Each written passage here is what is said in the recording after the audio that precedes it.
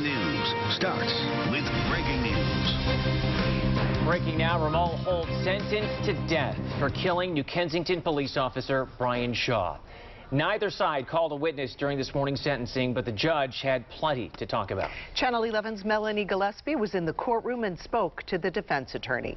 Well, the sentence was chosen by a jury when Ramal Holt was convicted, but today the judge formally sentenced Holt to death in the shooting death of Officer Brian Shaw from November of 2017 in New Kensington. Now, Holt didn't have anything to say today. He had no reaction really whatsoever, and neither side presented any witnesses, but the judge did have a lot to say. She did a pre-sentencing report and said she doesn't understand how Holt got to this point.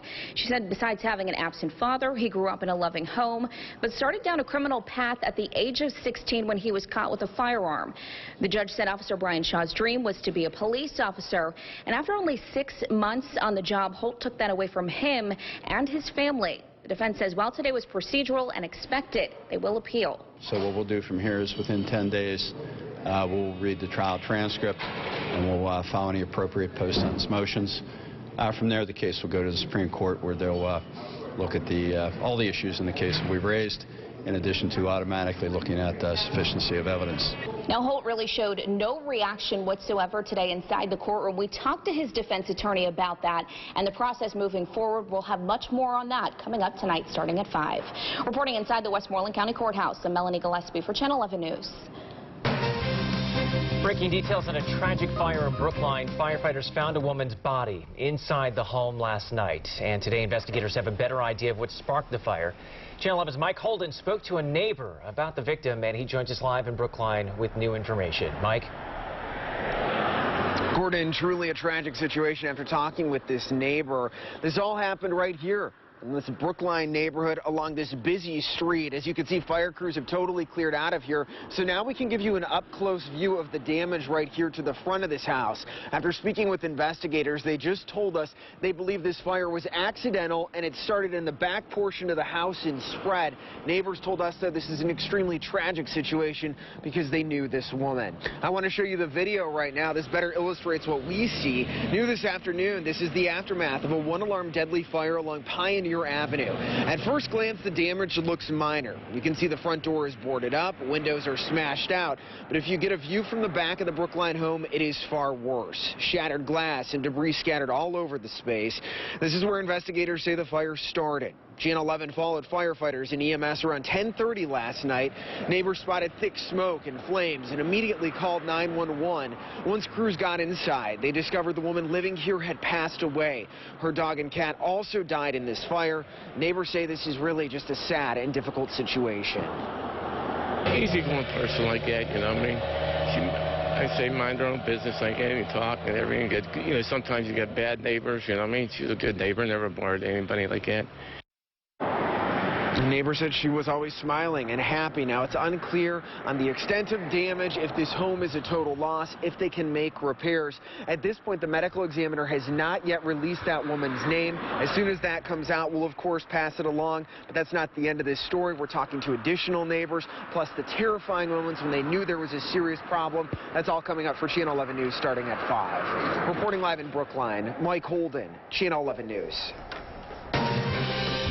Rain and snow developing later today. Some neighborhoods will see some steady snow. And others are going to see drenching downpours. Meteorologist Danielle Dozier tracking the timing and where that rain-snow line will be. She's in Severe Weather Center 11 for us. Yeah, we can't seem to shake this rain-snow mix that we've got going on here. Every weather system, it seems like, is bringing in this, and we are going to see rain primarily down across southern communities and then snow primarily across our northern communities. So take a look. This is a live look outside. It's 33 degrees. We have a wind chill at 27. So if you're heading out, it's cold. Here's the radar. Dry right now, but we do have a little bit of that mixed precipitation ongoing south of the Morgantown area, where you see a lot more heavier moisture is well back down to the southwest. So that's all going to be spreading our way later on tonight. Temperature is 34 in Indiana. It's 36 in Greensburg, 33 in Pittsburgh. Here's Storm Tracker. 5 to 6:30 or so. We are noticing a little bit of a rain-snow mix here across parts of the area. Snow snow here in Beaver County, Pittsburgh. I think it could initially mix with rain. This is Washington County and Greensburg, a little rain-snow mix. Meanwhile, Uniontown dealing with the rain at that point. So your drive home or wherever you're headed could be sloppy in spots. I'm going to let you know where we have a winter weather advisory, where we expect some of the highest snow accumulation when I see you back here in just a few minutes. More breaking news. Students sent home early at South Allegheny Middle and High School. The problem, the fire alarms don't work. Channel 11's Joe Arena joins us live with the breaking details there. Joe? Yeah, Gordon, the mass dismissal this morning at South Allegheny School District, as they reported, they didn't have functional fire alarms working. Just moments ago, though, I got some clarification on everything. I spoke with Dave McDonald, the high school principal, who told me, quote, there was a malfunction of the main fire panel system.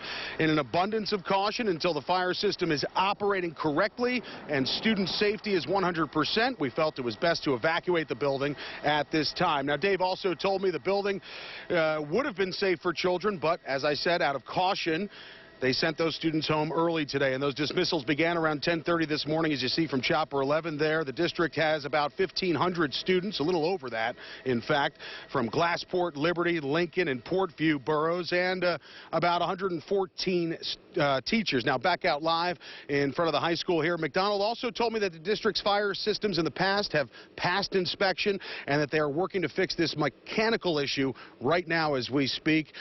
They hope to be back open, and school will be in session tomorrow, we're told. We're also going to work on, for 5 o'clock news tonight, the inspection records and see where those are at. Live right now in Liberty Borough, Joe Arena, Channel 11 News. Jury deliberations continue today in the homicide case of Wilkinsburg mass shooting suspect Sharon Shelton. And within the last few minutes, we have learned the jury has asked for information on prior testimony. They want more information from a Wilkinsburg police detective who was the only investigator who testified, saying he saw Shelton near the scene. The defense claims the detective lied on the stand. There are no fingerprints or DNA evidence that puts Shelton at the scene of the crime, but prosecutors are hoping circumstantial evidence will be enough for the jury to convict Shelton. He's accused of killing 5 adults and an unborn child at a cookout in 2016. And when the jury comes back with the verdict, Channel 11 app users will get a breaking alert set right to their phones. One person has died and another is in the hospital after a crash in Lawrence County. We're told a van and a truck crashed head-on this morning on Wampum Road in Wayne Township. You can see both cars have a lot of damage there. State police say it appears one of the drivers crossed into oncoming traffic. We're working to get more details. Nobody deserves to be burying a 3-year-old baby. Family, friends, even strangers gathered to remember a 3-year-old girl who was shot and killed. Chastity Clancy died last weekend when a gun went off and hit her in the neck, and emotions overflowed at a vigil in her honor last night. Mourners tried to comfort Chastity's mother during the vigil. There were so many people, traffic control was needed. The vigil was held on East Warrington Avenue in Belts Hoover near the home where Chastity lost her life. I'm going to miss her coming to church and running around while I'm preaching. Chastity's funeral is still being arranged. Marlon Pritchard has been charged in Chastity's death. Police say Pritchard was sleeping with a gun under his pillow when it went off. Now to Decision 2020 coverage. A big win for Bernie Sanders in the New Hampshire primary, but it was a close race. While Sanders won, he only came in 1.5 percentage points ahead of Pete Buttigieg. They walked away with the same number of delegates. Amy Klobuchar also picked up some delegates. Senator Elizabeth Warren and former Vice President Joe Biden did not get enough votes to win any delegates. This victory here is the beginning of the end for Donald Trump. So many of you decided that a middle-class mayor and a veteran from the industrial Midwest was the right choice to take on this president, not in spite of that experience, but because of it. The night also saw 2 long-shot candidates leave the race. Businessman Andrew Yang and Colorado Senator Michael Bennet both ended their campaigns as the polls were closing. Next in line, Nevada. And you can see the Nevada debate next Wednesday only on Channel 11. And Nevada holds its caucus in 10 days. Move over impeachment. Another investigation is taking shape in Washington. This time, it is centering around the president and a longtime friend. Our Jacqueline Fell is in Washington with why Democrats are accusing President Donald Trump of political interference. Democrats are questioning whether the president has too much influence over the Justice Department. House Speaker Nancy Pelosi is calling for an investigation into the Department of Justice. She and other Democrats are also accusing President Trump of engaging in political interference in the sentencing of his longtime friend Roger Stone. 4 federal attorneys who prosecuted Stone quit the case just days before his sentencing. They withdrew hours after the department overturned their request to sentence Stone to up to 9 years in federal prison, calling it too harsh. President Trump also slammed the recommendation, tweeting disgraceful and unfair. The president denies getting involved.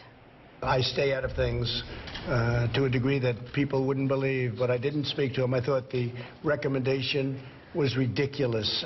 Stone was convicted of lying under oath, obstructing Congress, and tampering with a witness.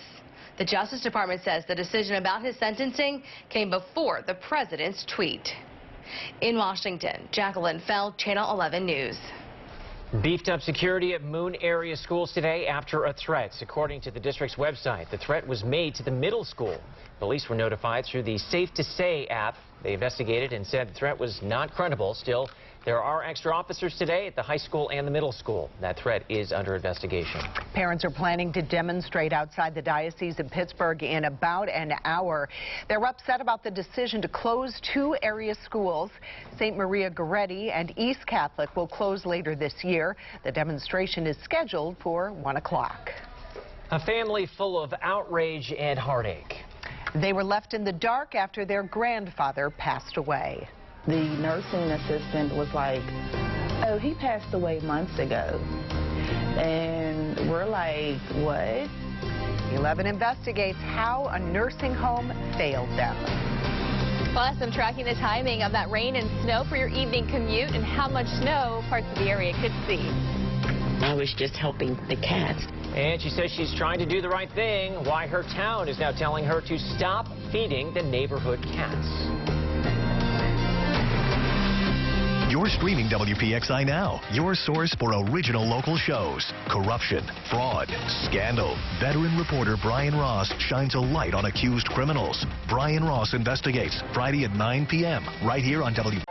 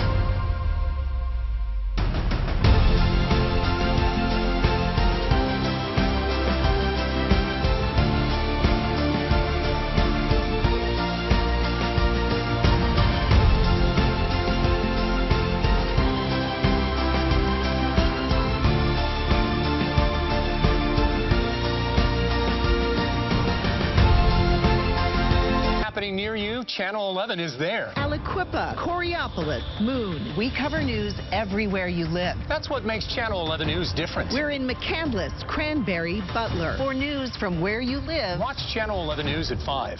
Watch Channel 11 News at 6. Followed by NBC Nightly News at 6:30.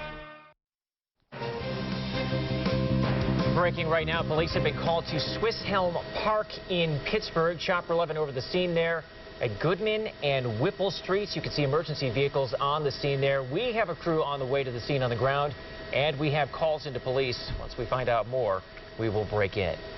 Yes, it did. I didn't know I was in violation. I was just helping the cats.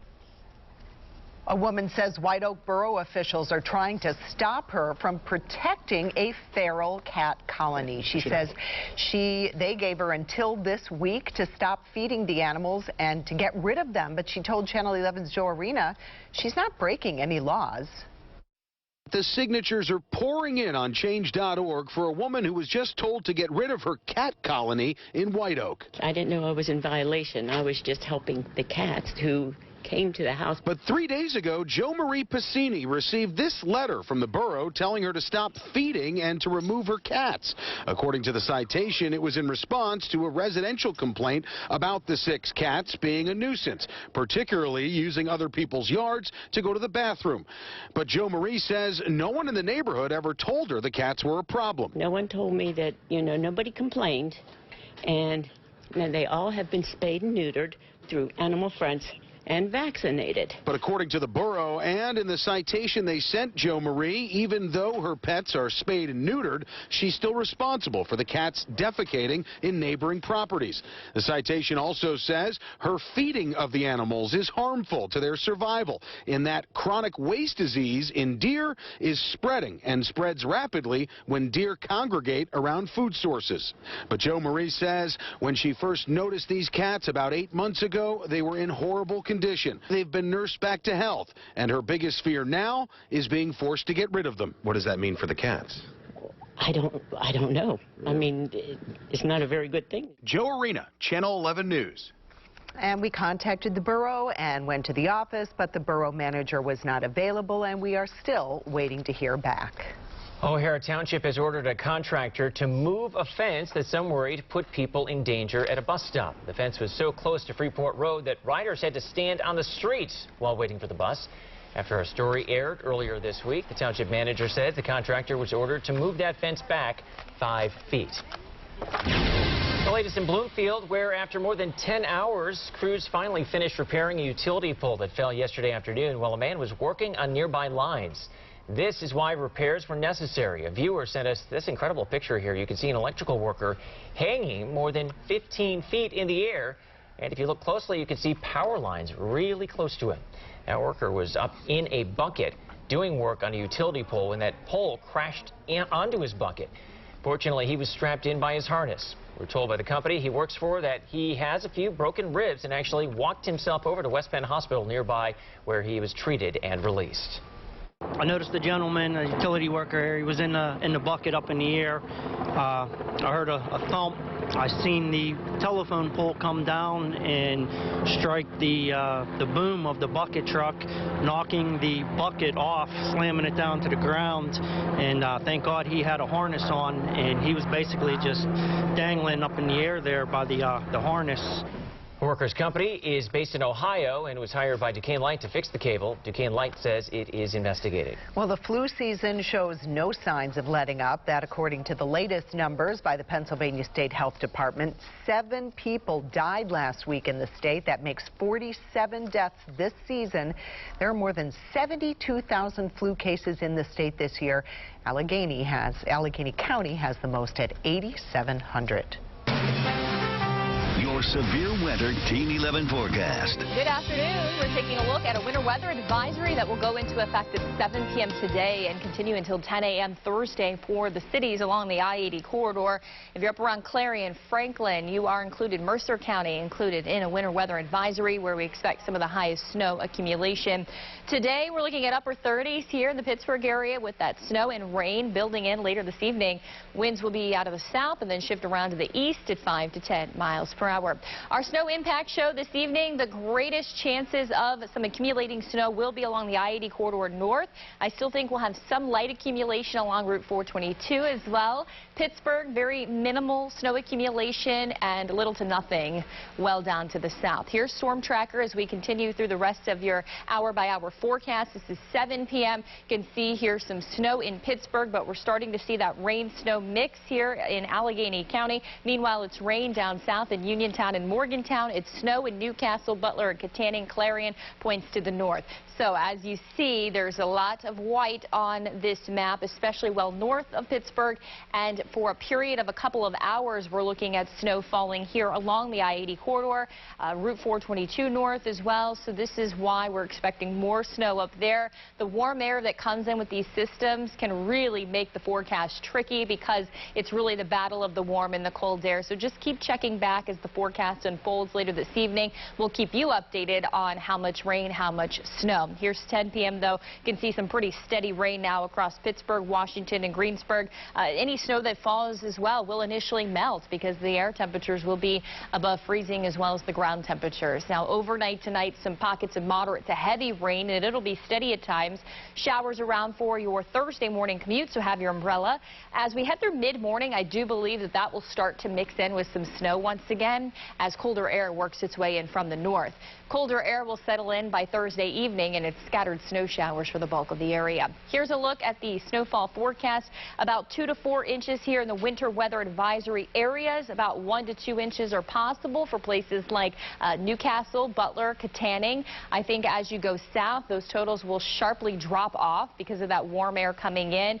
Right now, parts of Allegheny County may see up to 1 inch, but that's optimistic if you like the snow. I think it could be way less than that, maybe a half an inch or less for Pittsburgh, so something we'll continue to track based on the timing of that warm air. As we head into Thursday, we do have cold air coming into the forecast, as I mentioned, so some scattered snow showers Thursday night. But this Arctic air will really set the stage for bitterly cold air to come in by Friday morning. So now we're talking Valentine's Day. And coming up in the next half hour, I want to show you a closer look at the wind chills expected for the morning on Friday. But really wanted to let you know about this because any moisture that's left over on the area roads as we head into your Thursday night and Friday could freeze, so some icy spots very well possible. Here's the 5-day forecast. 38 Thursday with rain and snow showers at times. Down to that low still of 14 forecast for Friday morning. Friday afternoon 22. We'll also take a look at your hour-by-hour Valentine's Day forecast coming up as well. And your weekend here, the beginning part of it looks pretty good, albeit really cold. 11 degrees Saturday morning, 37 the afternoon, mostly sunny though. And as we head into Sunday, a slight chance for some rain and snow with the high of 41. Thanks, Danielle. The only road into a local neighborhood is falling apart, and it has forced families to evacuate. What neighbors think is to blame? But first, a high-tech crime, the key fob hack that led a thief into a Pittsburgh man's car. Thanks for joining us. I'm Gordon Lesh. And I'm Catherine Amenta. At Channel 11 Morning News, we help you prepare for the day ahead. Definitely the heavy rain gear today with temperatures. Heavier delays for the inbound morning commute. We expanded our breaking news team to better cover news happening right now and give you new information throughout the morning. Let's get right to Jennifer Tomazik live at the breaking news desk. A huge impact on the area. In fact, we just found out. Don't miss anything happening in the morning. Watch Channel 11 Morning News. We're on from 4.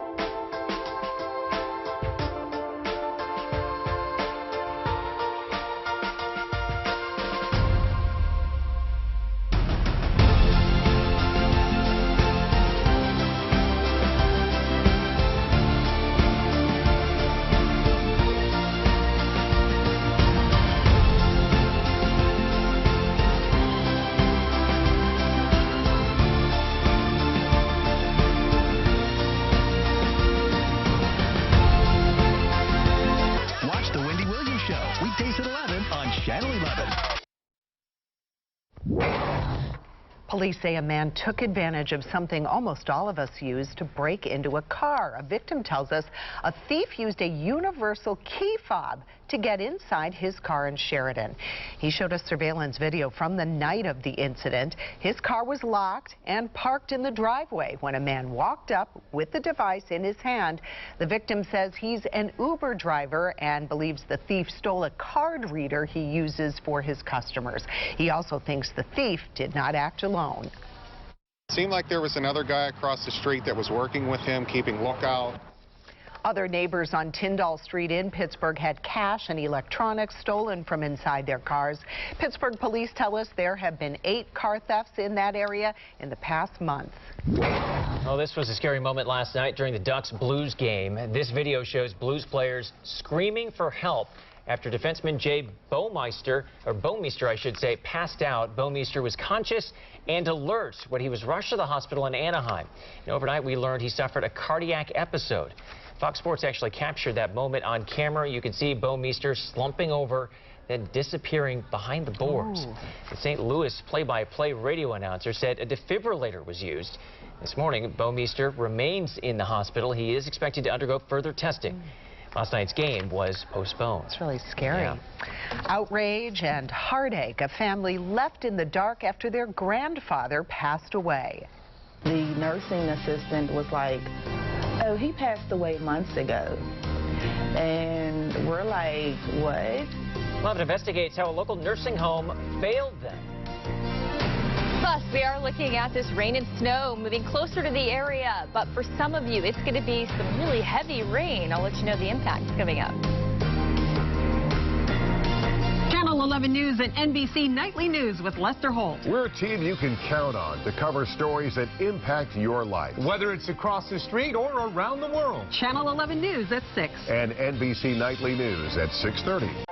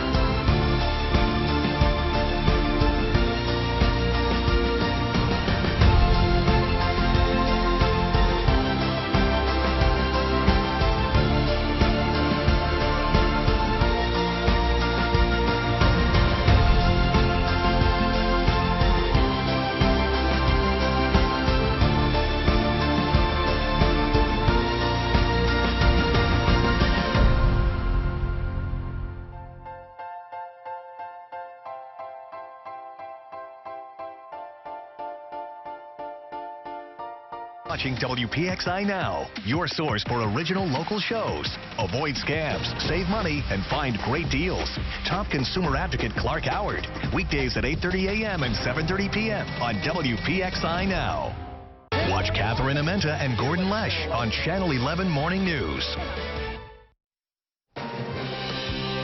Now, there's another side to this weather system that is moving in right now. Some of you are going to see heavy rain. Yeah. Meteorologist Danielle Dozier tracking the impacts of all the rain, and some will see snow. Yeah, so we're seeing snow, we're seeing rain. The people who are seeing rain are going to have to watch for those rivers and those creeks and those streams rising, because if you have a house that lives along one of those, could be impacted by this heavy rain moving in. We have a flash flood watch that will go into effect for Greene, Fayette, Monongalia counties 4 p.m. today, and this will continue until 7 a.m. Thursday because of the rain. Here's the rainfall forecast for the area. We are still thinking that we could see up to about an inch of rain in the Pittsburgh areas. So there could be some isolated higher totals of about 1.25 inches or 1.5 inches. So the Ohio River at Pittsburgh still under a flood advisory, current stage 18.88 feet. The next crest will be Friday morning, and so we know the Mon Wharf floods at 18 feet. That's why the parking has been closed down there. Riverwalk floods at 19, so it looks like that's receded a little bit, but we are looking at that rain coming in, so this is going to continue to change over the course of the next 24 to 48 hours. Something else I want to talk to you about coming up here in about 15 to 20 minutes is going to be that Arctic air and those wind chill values as you head into the end of the week, so stick around for that forecast, guys. A tale of caution for anyone with a loved one in a nursing home. Yes, a Pittsburgh facility is accused of failing to notify family members after a resident died, and the consequences were dire. 11 Investigates' Angie Moreski's been looking into this, trying to get some answers about how this could have happened. Well, Peggy Gordon, it's truly a heartbreaking situation, and one that has Paul Tyler's family frustrated and demanding answers. This is my granddad. 90-year-old Paul Tyler had an easy smile and love of family. I love my grandpa. He taught me how to drive. He gave me my spirit. His granddaughter, Danielle Miller, visited and talked with him several times a year. But this past Christmas, when the family called, they were stunned. The nursing assistant was like, oh, he passed away months ago. And we're like, what? No one informed the family. I'm hurt and I'm frustrated because my granddad was loved. Corner View Nursing Home in Homewood is where Mr. Tyler lived for 7 years. A new company, Prestige Healthcare, took over management last January. They told Danielle they had no contact information for the family. How is that even possible when I'm the primary contact? I'm the one that put him there. You guys have brought him to my house several times. He came to my mom's funeral. He came to my aunt's funeral. We went to visit him when my dad passed away. He's been to my house. How did you not have, you know, our information? And she was just like, I don't know. Mr. Tyler died October 30th and was taken to the Allegheny County Medical Examiner's office. When Danielle called here after Christmas, what she learned next was truly devastating. He's been here for so long, we had to cremate him. The ME's office says it tried to locate next of kin, but only found Mr. Tyler's estranged wife of more than 20 years. When no one claimed the body, as per their procedure, he was sent for cremation. Ball Funeral Home has the county contract and handled the process. Mr. Tyler's ashes are now being held in a container like this. The funeral director says he had no idea the circumstances. Yeah, there's paperwork that comes with it. All we get is an email to say, you know, such and such is ready for county cremation. Our family is devastated. We didn't even get a chance to say goodbye. Hello, sir. The nursing home would not return Danielle's calls, so I went to try and get some answers. I just talked to the guard at the front desk, and he tells me that the administrator we came to talk to, Rodney Brooks, no longer works here. He says his last day was yesterday. I asked to speak to the new administrators, but they said they were too busy to come out today and asked us to come back tomorrow. So we will. Research on Corner View shows a history of serious violations, so bad it's one of only 88 on the government's special focus facility list, in danger of losing its license unless chronic deficiencies improve.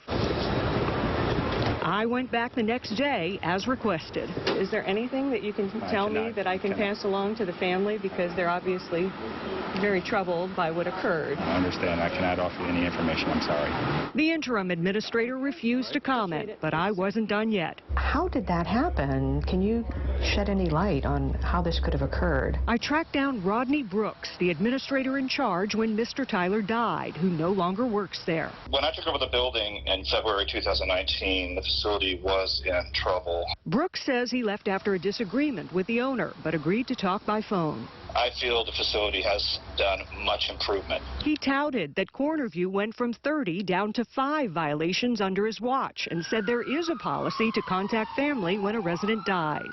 Why wouldn't that have happened in this case? I don't have the chart in front of me. I can't comment on that. He did say there was an investigation. The report has been turned over to the legal department. As for the family, well, my condolences for the family. Little comfort to Danielle. I'm not going to just let this go. She filed complaints with the Pennsylvania Attorney General and Department of Health and wants to see something done to hold Cornerview accountable. They dropped the ball. They dropped the ball big time.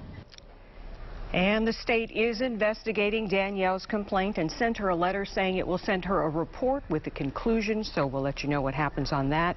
And Peggy and Gordon, making matters even worse, in order for the family to get their granddad's ashes back, they have to pay $700 to cover cremation costs, and if they can't do that, then he will be buried in a mass grave with other unclaimed indigents. So sad. Yeah, Angie, this raises a lot of questions. So what happens with this particular facility? Do they face any consequences from this? Well, Cornerview is already under increased scrutiny because it's on that special focus facility list. And think about this, it's one of the worst in the country. Think about these numbers. One of 88 nationwide out of more than 15,000 nursing homes in the country. So it has a pretty bad track record. And now the state's investigating this complaint. So depending on their outcome, it could face fines, increased sanctions like losing its Medicare designation, possibly even its license. We'll see what happens there. So, Angie, what advice do you have for people? So many of us do have loved ones in nursing homes. So important to do your research. We actually put together a map of all of the focus facility lists in the state of Pennsylvania, 9 in our viewing area alone,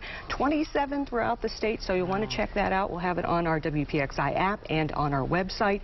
And we'll also have information on there about how to check the inspection records for a nursing home. So important to do if you have a loved one there. Really illuminating story. Thank you so much. Oh, the latest now in a train accident in Blawnox. This video captures the moment the train slammed into a big rig. The gate was still down when the truck drove into the path of the train. We first followed this as it was braking yesterday at noon. The crash brought down power lines and traffic signals at 4th Street and Center Avenue. The trucker was not hurt. The heavy load, though, of steel he was carrying went airborne, hitting parked cars. Pittsburgh is at the center of self-driving car research. And now there is a new push to get them on the road safely. We're talking with safety advocates about their concerns with this new technology. A new report says school shooting drills are terrifying students. The teachers' union calling for a ban. Every 10 minutes, Scott and Tricia are going to tell you how to start your day. You can get a lot of things on your phone when it comes to the weather, but you can't get Scott's expertise. He's trying to narrow in on your neighborhood to let you know what you could expect. You're going to know what to wear. You're going to know what the kids need to wear. We call Tricia Pittman our expert for good reason. You ask Tricia where is the closure, she knows it, and 3 ways around it. She's been doing this longer than anybody else. She has a direct pipeline to PennDOT. They're the best in the city. You're prepared every 10 minutes.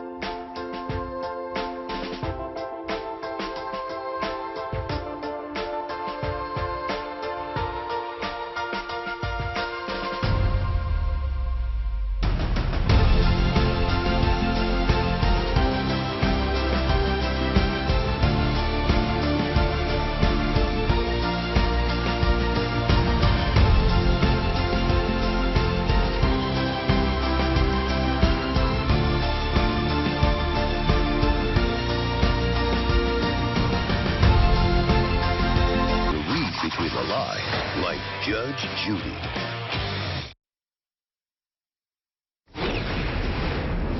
Active shooter drills have become a new level of school safety, but a new report out today shows they really could be hurting students more than they're helping them.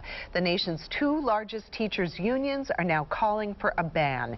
The American Federation of Teachers and the National Education Association wants the drills to stop. They say the drills are terrifying and the students have trouble paying attention in class. Some can't even sleep at night. The unions are recommending schools focus more on training just the teachers, or if you have to include students, never do a surprise drill, and go over the plan with mental health officials first. Also, try to make them different depending on age groups, and finally, check back in on how students are feeling.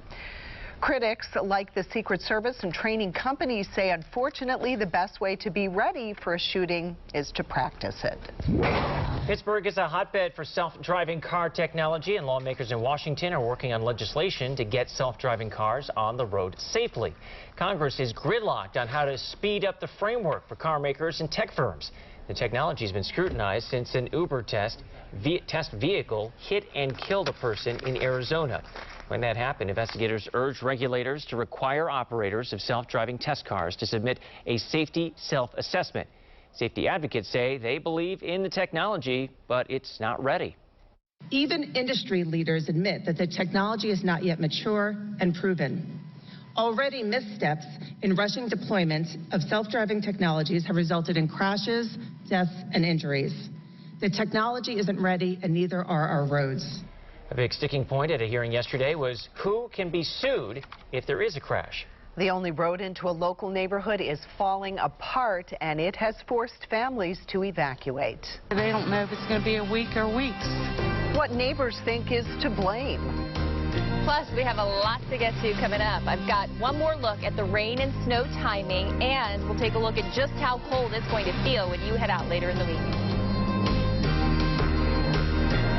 We've always counted on Channel 11 Morning News for breaking news. Now, we've expanded our coverage of breaking news where you live. Our anchor connects you to new information all morning long. Don't miss anything happening in the morning. Watch Channel 11.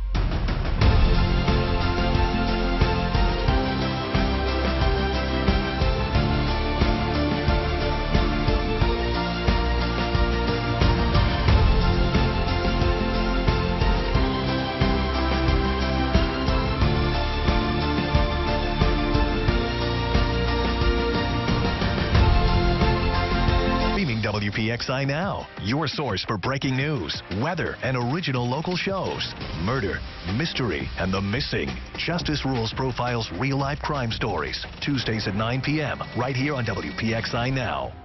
Be prepared for severe weather. Count on Channel 11 Morning News. Drone 11 above a crumbling road in Washington County. A dozen homes have been evacuated as a precaution. And we've learned this road, Claire Drive, is the only way in and out of that neighborhood. Channel 11's Kara Sapato went to the neighborhood and got stuck in the evacuation zone. This is a close look at the major landslide on Claire Drive in South Strabane Township. The street buckling and the road crumbling down toward Interstate 70, which runs parallel below the hillside. Township officials told people who live there they need to evacuate. We went door to door down through the neighborhood, notifying people of the issue. That they came and said we might have to evacuate, so I came home from work to grab some stuff, and then I couldn't get back out. There's a real fear in this neighborhood that once this road goes, there's no telling how long it would take to fix such a major landslide. And here's the thing, there's only one way in and one way out of this dead-end street. From Drone 11, you can see this small, close-knit group of homes, and officials say if everybody doesn't evacuate, they fear those left behind will be leaving on foot. If these people do not leave and we lose this road, any type of emergency access would be cut off. They do all this construction and they don't take into consideration how they're impacting everybody around them. You know, you can't rip out trees and root systems and not think that the landslide's going to start. But PennDOT officials tell Channel 11 they have not done any work in this particular area. They did notice the ground starting to slide toward the interstate last week. They say the problem is just super saturated soil. PennDOT offered the township equipment and manpower to help with the excavation to build back the road, with no timeline on how long that could take as people are waiting to return to their homes. Pittsburgh City Council is still trying to figure out how to use the city's new parks tax. The idea is based off the City Parks Conservancy plan. It would spend $57.9 million on 18 parks in some of the city's poorest neighborhoods. Last year, voters said yes to a tax increase to improve our parks, but a loophole actually leaves it up to City Council to decide how to spend it. And some council members who oppose the new tax could block the money from being spent. Criminals pretending to be from a bank or law enforcement are stealing thousands of dollars every day. Our consumer advisor, Clark Howard, says there's only one way to avoid them. I got a special warning for you. Crooks are working so hard to try to convince you there's someone they're not, pretending they're from a police department or a court or your bank or your brokerage company or whoever it is. In fact, this fraud, according to the FTC, is growing and growing and growing, and 1 in 10 people contacted by a fraudster end up believing they're who they say they are and lose money to them. And the typical amount lost is in the thousands. So know this. If somebody calls you and claims they're from law enforcement, they're from your bank, or they email you or text you or whatever, do not feel like you need to jump to it and react right away, even if they're threatening you with arrest or whatever. Most often, almost always, it's going to be a con artist trying to take advantage of you. Before you give in to whatever they're trying to demand from you, hang up the phone politely and go check independently. Is there actually a problem you need to deal with?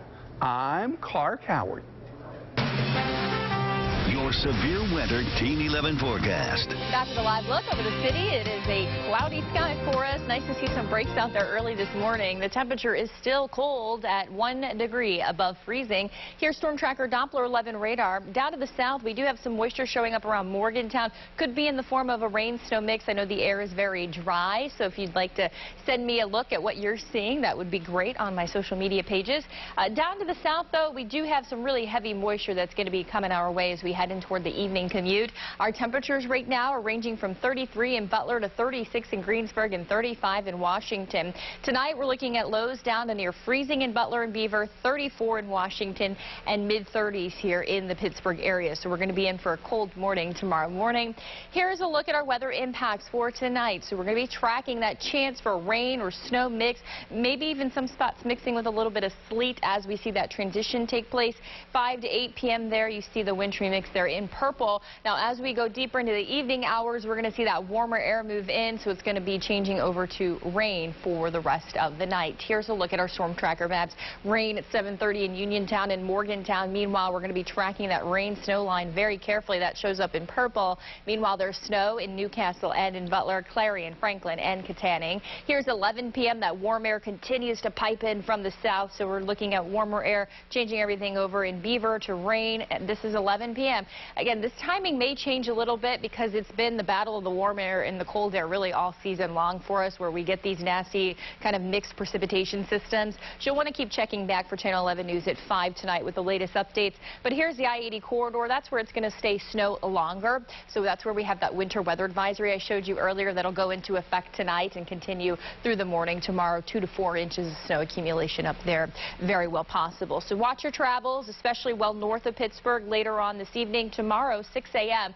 It'll be some rain out there for our morning commute, that is. And at times it may mix in with a little bit of snow, especially as we get toward mid-morning, some colder air kind of coming in. By in the evening time frame, late evening, we're looking at some snow showers. That was 10 p.m. on Thursday. Scattered snow showers will be out there for our Friday morning commute, and that will continue into the afternoon as well on Friday. I am looking at some models that show maybe the potential for some snow squalls on Friday, something we'll keep track of as well. As far as our forecast wind chill, it is going to feel blustery out there. It's going to feel really cold. I mean, these wind chills are going to be down in the single digits, which is some of the coldest air we've had in a while around here. This is 7:30 a.m. feels like in Pittsburgh 5. Again, this is Friday, Newcastle 1 degree. Valentine's Day forecast. Here's the air temperature. Only a high of 22 still in the forecast with partly sunny skies. Otherwise, that chance for some snow showers out there. Definitely a day to do some cuddling for sure, because you're going to need to keep warm somehow. It's going to be really cold out there. So we've got weekend always in view now. Saturday morning, 11 degrees. You're going to need the layers if you're heading out early. 37 for the afternoon on Saturday, mostly sunny. 41 Sunday, a tad bit better, but we'll bring in a slight chance for some rain or snow. All right, thanks, Danielle. If you've ever had McDonald's ice cream, you've likely been disappointed when the dispenser is broken. They're notorious for not working, but now there may be a fix. The big news for McFlurry fans. I like people to be honest, not stupid. Nobody brings the truth to life. Is that what you want me to believe? Nobody can read between the lies. I'm 5'9", and I have a body like Christy Brinkley. Do you believe that? Like Judge Judy. She's an 18-year-old girl. She got a settlement. You stole a little money. You wanted a big red truck. Shiny, shiny, shiny red truck. I still love this job. Judge Judy, weekdays at 4 and 4:30 on Channel 11.